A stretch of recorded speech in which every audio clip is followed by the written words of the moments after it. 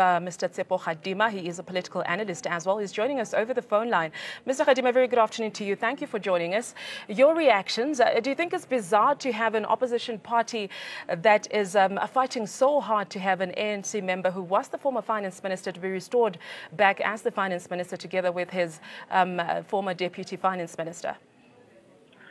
Well, look, what we are seeing is that it confirms the allegations and the long-held belief by some that there is indeed a regime change agenda that is funded from the outside.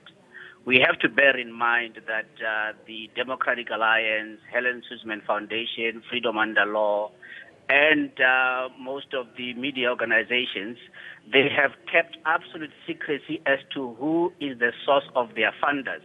But one thing is for sure, they have got limitless resources to litigate in our courts, and that is something that should worry most South Africans. I believe that the relentless campaign, both the Democratic Alliance as well as other political parties, civil society organizations such as Helen Suzman Foundation, Freedom Under Law, that relentless campaign to seduce the judiciary into thinking that somehow they are a superior branch of the state is nothing but an assault on our constitution.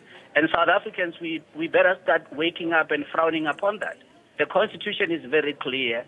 Most of the case that they are bringing to court under the guise of protecting the constitution is nothing but an assault and an onslaught on the constitution.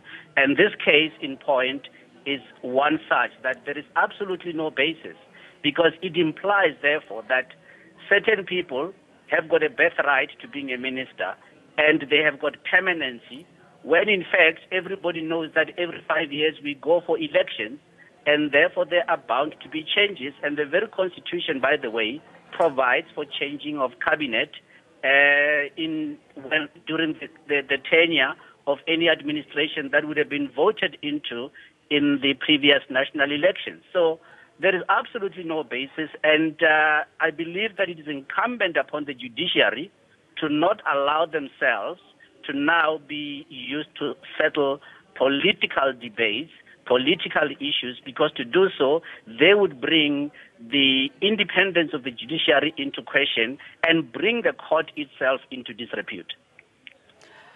Mr. Tshepo Kgadima, do you think the Helen Suzman Foundation and the other group are representing the majority of South Africans, or do they have a certain group that they are representing?